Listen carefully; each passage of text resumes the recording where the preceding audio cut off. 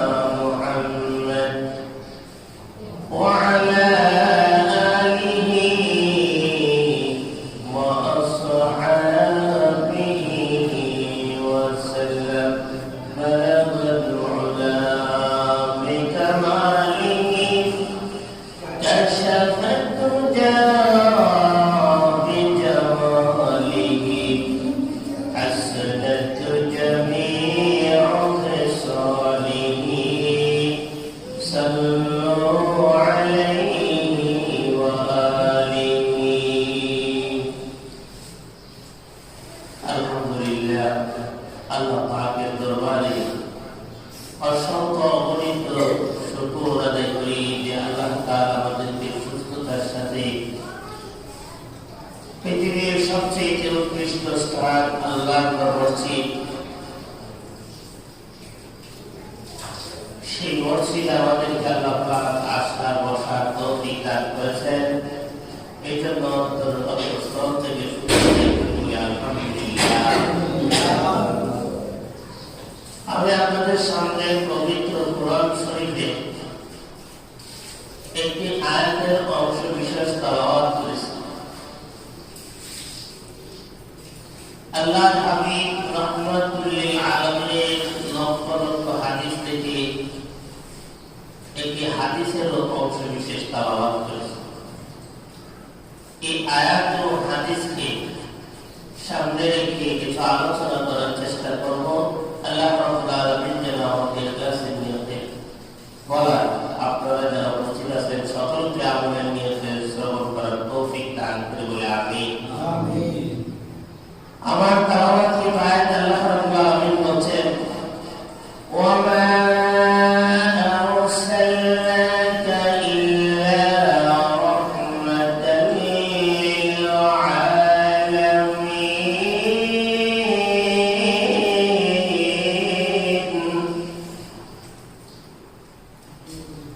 আমি আপনাকে দুনিয়াতে প্রেরণ করেছি।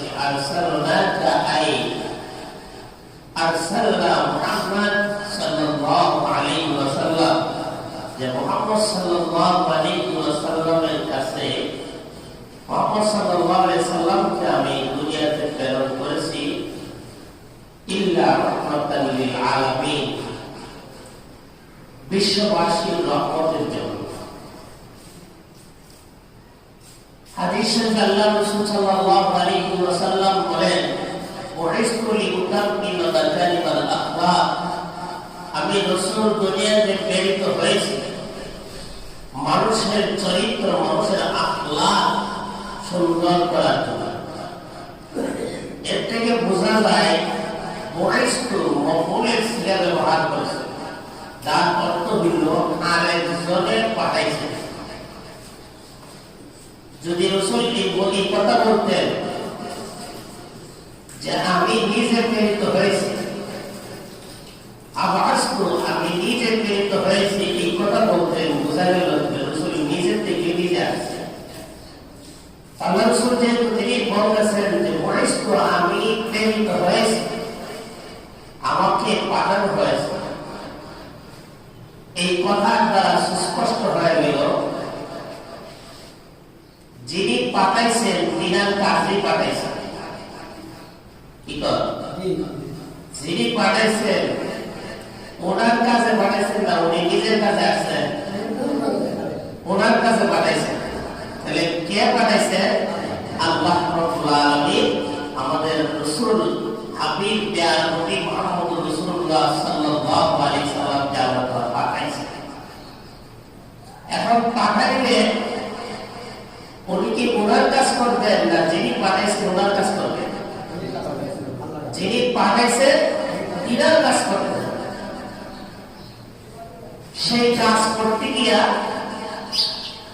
যেইভাবে জাতিকে উত্তম চরিত্র আখলাক শিক্ষা দেওয়া যাবে, সেই পথ মতাদর্শ রাস্তা, সেই রাস্তা আল্লাহ হাবিব সাল্লাল্লাহু আলাইহি ওয়াসাল্লাম তিনি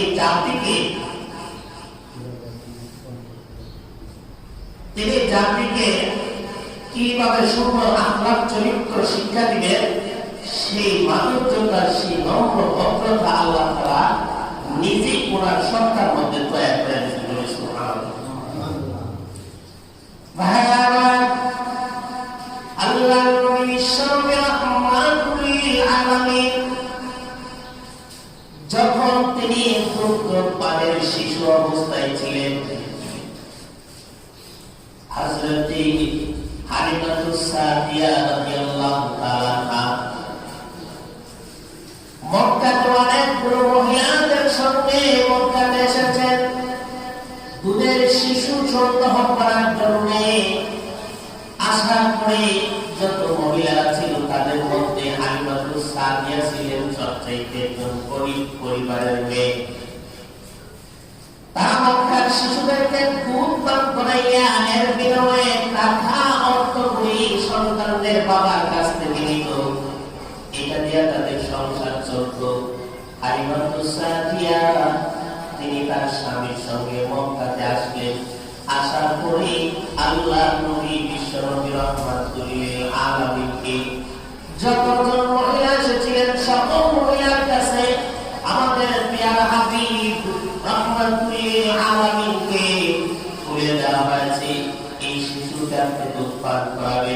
মহিলারা জিজ্ঞাসা করলো, এই শিশুর কি বাবা দুনিয়াতে আসবে না? তার দায়িত্ব কে নিয়েছেন? তার দাদা জীবিত আছে আর মা আছে। তখন মহিলারা বুঝতে পারলো এই শিশুকে দুধ পান করাইলে মুখের কোনো প্রতিক্রিয়া আমরা পাবো না। এতিম শিশু মুহাম্মদ, তাকে দুধ পান করাইয়া মুখের টাকা আশা করা যায় না। এই জন্য মহিলা সন্তানটাকে কুলে নিয়ে আমাদের হাবিব প্রিয় মুহাম্মদ রাসূলুল্লাহকে আবার আমাদের কুলে ফেরত দেয়া যায়। এই করে করে সমস্ত মহিলা হাতি দেওয়া হইল। কেউ আমাদের নবীকে আর কুলে নিয়ে দুধ পান করার জন্য নিয়ে গেল না, যে তার বাবার কাছ থেকে তেমন কিছু আশা করা যায়। তারপর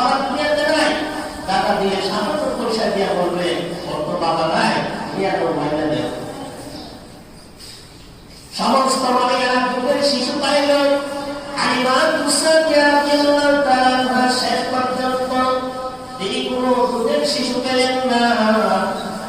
তিনি শারীরিকভাবে হালকা ছিলেন। ওনার একটা ছেলে ছিল আব্দুল্লাহ। ওই শিশুটাই তার গায়ে ওনার স্তন থেকে দুধ পাইত না। দুধ না পাওয়ার কারণে সন্তানটা চিৎকার করতো, প্রায় সময় কান্নাকাটি করতো। তার এই সন্তানের কান্নার কারণে হালিমাতুস সাদিয়া এবং তার স্বামী দুজন রাত্রে ঘুমাইতে পারতো না। এই অবস্থায় হালিমাতুস সাদিয়ার কাছে অন্য কোনো মহিলা আমার শিশু দেয় নাই। তিনি শেষ পর্যন্ত ব্যর্থ হয়। কোনো শিশু যখন পেলেন না, দুধের শিশু পাইলেন না, খালি হাতে শূন্য হাতে সন্তান চার যখন মক্কা থেকে বের হয়ে যাবে, সমস্ত সাথীরা দুধের শিশু পাইল মহিলা। হালিমার কোলে কোনো সন্তান নাই। হালিমা তার দুধের সন্তানটা আব্দুল্লাহকে যখন কোলে নিয়ে দুধ পান করাবে, এই সময় স্বামীর চেহারার দিকে তাকায় বললেন, আমার প্রাণের স্বামী, আপনি যদি কিছু মনে না করেন, ওই এতিম ছেলে যার কাছ থেকে তার পাওয়া নাই, তার কাছ থেকে কিছু মোটামুটি পয়সা পাওয়া যাবে না, যাই পাই তাই শুকুর আদায় করার স্বার্থে ওই দুধের শিশুটাকে খালি যাওয়ার চাইতে আমার মন সাক্ষী দেয়, ওই মুহাম্মদ নামক শিশুটাকে যদি আমরা নিয়ে যাই আমাদের কল্যাণ হবে।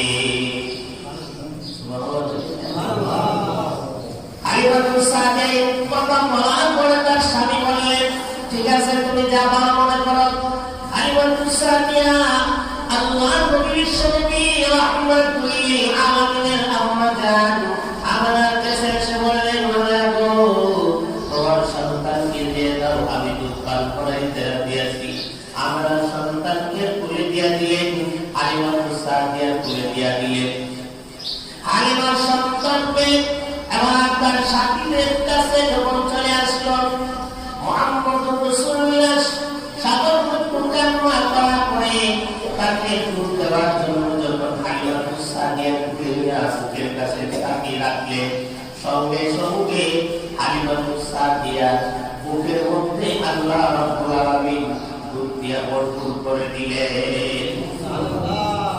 হালিমা অনুভব করতে লাগলেন, আল্লাহর পক্ষ থেকে কোনো ফয়সালা হয়েছে। এই সন্তান বরকতের সন্তান, এই সন্তান রহমতের সন্তান, এই সন্তান আমাদের পরিবারের কল্যাণ বয়ে আনবে। এই সন্তান এই মাত্র যখন অনুভব করলেন, মুহাম্মদ রাসূলুল্লাহকে দুধ পান করাইলেন, খাওয়ানোর পরে নবীজি শান্ত হয়ে গেলেন। এবার তার নিজের সন্তান আব্দুল্লাহকে আরেকটা স্তর থেকে দুধ পান করাইলেন।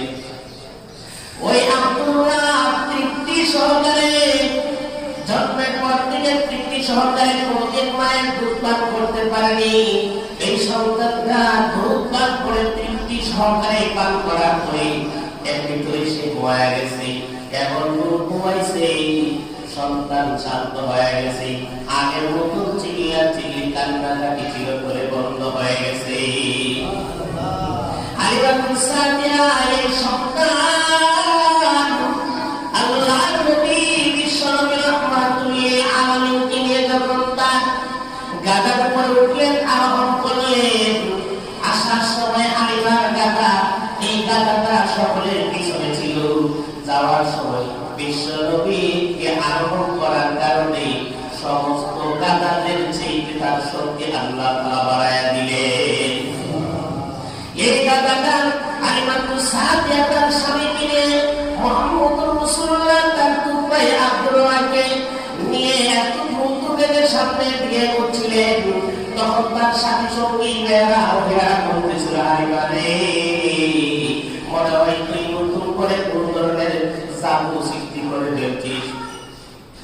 হালিমা, তুই যে গাদার উপর আরোহণ করে আছিস, এই গাদাটা কি তোর আগের গাদা নাতিটা পরিবর্তন করে নতুন কোন গাদা নিয়ে এসেছিস?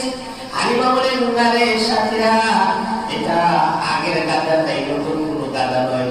আমার দিন সাক্ষী দেয়, মুহাম্মদ এতিম সন্তানের বরকতে মহান আল্লাহ তার শক্তি বাড়ায় দিয়েছে। হালিমা এই সন্তানকে নিয়ে গেল। হালিমা বাড়িতে থাকতে থাকতে রাহমাতুল লিল আলামিন খুব বড় হয়ে গেলেন। হালিমা বলেন, অন্যান্য সন্তানরা যেই রকম পারে বড় হওয়ার দিক থেকে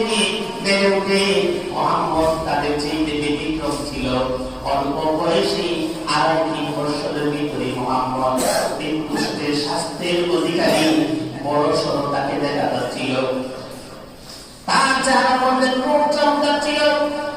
হালিমা তার সন্তান আব্দুল্লাহকে নিয়ে বকরি চড়ানোর জন্য বাড়ির একটু দূরে একটা কুড়া বানাইলেন।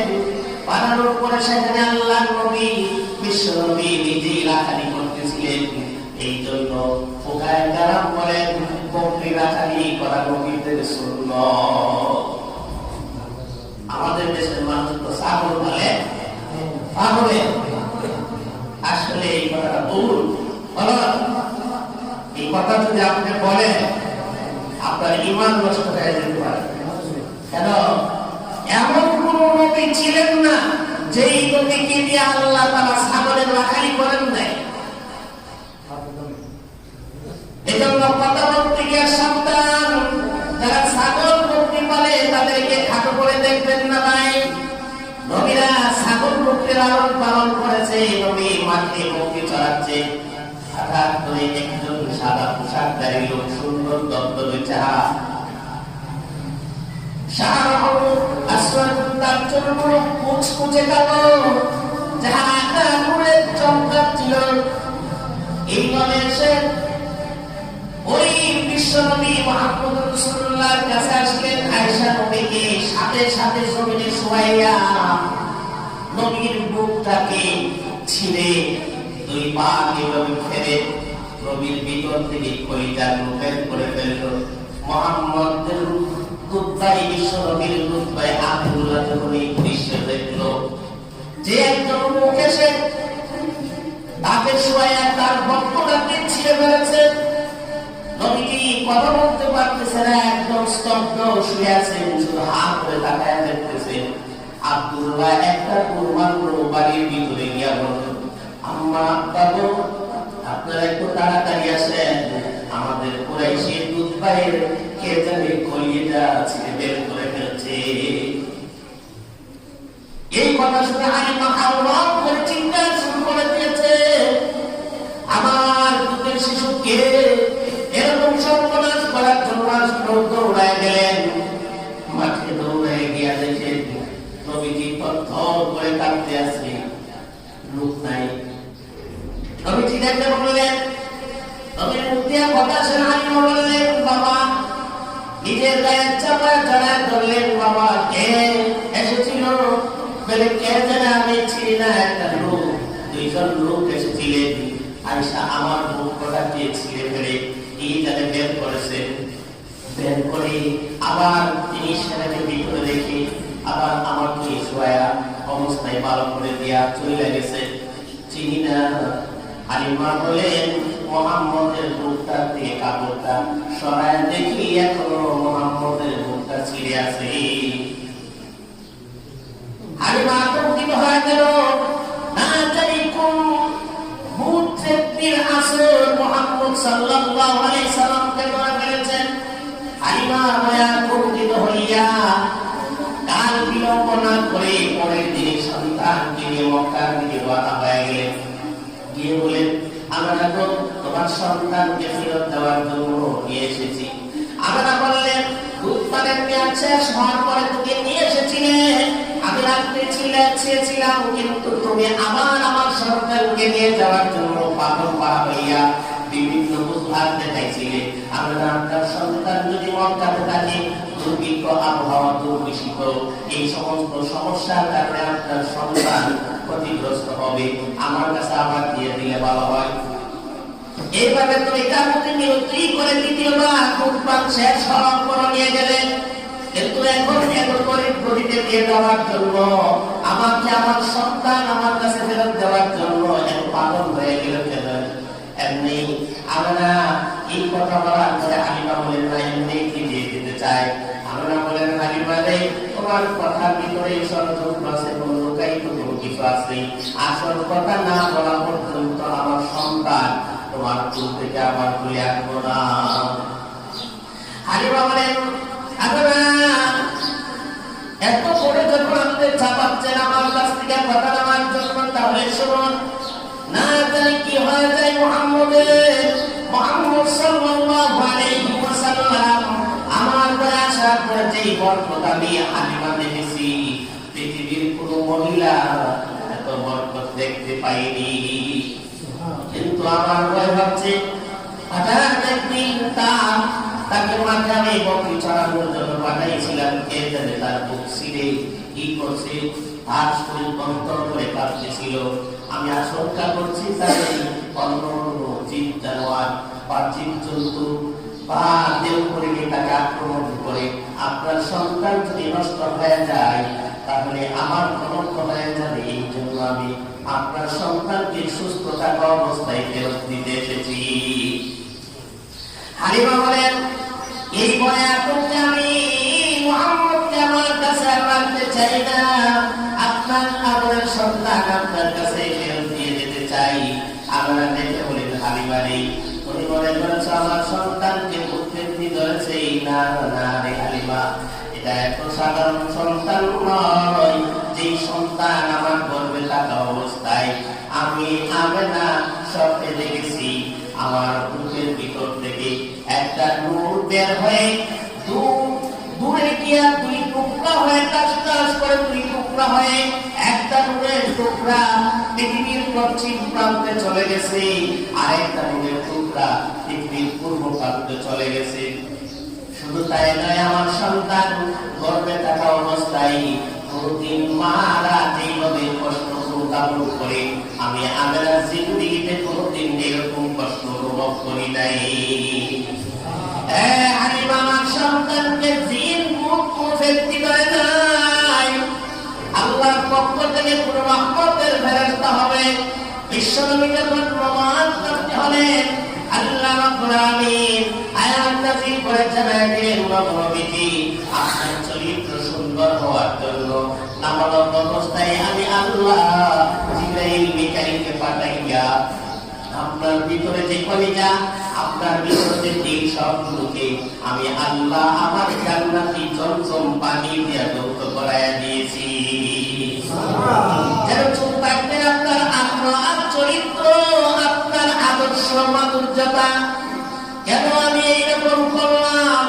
আপনাকে আমি দুনিয়াতে পাঠাইছি, ওয়ামা আরসালনাকা ইল্লা রাহমাতাল লিল আলামিন। বিশ্ববাসীর জন্য আপনি রহমত স্বরূপ হবেন, কল্যাণের দূত হবেন, বিশ্ববাসীর জন্য আপনি লাইট হবেন। বিশ্বের মানুষেরা অন্ধকারের ভিতরে থাকবে, আপনি মুহাম্মদ রাসূলুল্লাহ নামক লাইট দিয়া পৃথিবীর মানুষেরা হেদায়েত পাবে। এই হেদায়েতের বিনিময়ে আমার জান্নাতে আসবে। এই জন্য আপনার আখলাক চরিত্র আদর্শ সুন্দর করার জন্য আপনি নাবালক অবস্থায় আপনার কলিজা এবং ভিতরের যে জিনিসগুলো বাহিরে প্রতিক্রিয়া সৃষ্টি করে সেইগুলো আমি আল্লাহ পবিত্র পানি দিয়া তৌত করে দিয়েছি। আমাদের নবী পৃথিবীর শ্রেষ্ঠ মানব, বলেন আলহামদুলিল্লাহ। আল্লাহ পাক বলেন, আমি যত মাখলুক সৃষ্টি করেছি, যত জীবজন্তু সৃষ্টি করেছি, যত ফেরেশতা সৃষ্টি করেছি, সমস্ত মাখলুকের মধ্যে আমার হাবিব মুহাম্মদুর রাসূলুল্লাহ সাল্লাল্লাহু আলাইহি ওয়াসাল্লামের চরিত্র। ওয়া ইন্নাকা লাআলা খুলুকিন আযীম। আপনার চরিত্র হইল মহান চরিত্র, সেই মহান চরিত্রের অধিকারী হলেন আমাদের নবী। সেই নবী আদর্শ, নীতি, কালচার, আদর্শ, মডেল এইগুলো আমাদেরকে শিক্ষা দিয়া গেছেন না দিয়া দেয় নাই? নবীজি আমাদেরকে সব শিখিয়ে গেছেন। হযরত সালমান রাদিয়াল্লাহু তাআলা হুকে মুশরিকরা বলল, মুহাম্মদ, ও সালমান, তোমাদের সাথী মুহাম্মদ দেখা যায় হাত্তা ইউআল্লামা আলাল খিরাত, বাথরুমের প্রমাণও প্রশ্ন হবে কিভাবে সেটাও তোমাদেরকে শিক্ষা দেয়। এটা কোন ধরনের নবী? তোমাদের নবী পয়সা প্রস্তাব করেন মহিলাদের মতো, নিলে কোন ধরনের নবী? আমরা পুরুষের বৈশিষ্ট্য হলো দাঁড়ায় প্রস্তাব করা। সালমান রাদিয়াল্লাহু তাআলা বলেন, হে মক্কার কাফেররা, তোরা নবীর মর্যাদা বুঝলি না, চিনলি না, দুশমনও চিনলি না। আমার নবী যেটাতে দত্ত সেইটাই দাবি হয়ে যায়। তুই বলেন সুবহানাল্লাহ। আমার নবী যার দিকে তাকাইতো সে হেদায়েত পেয়ে যেত,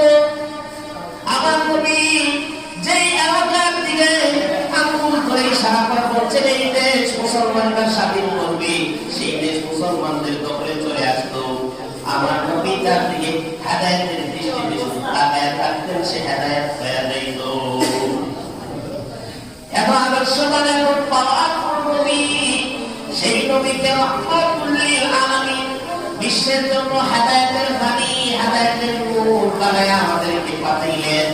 সেই নবীর সমস্ত আদর্শ আমাদেরকে শিখায় দিলেন।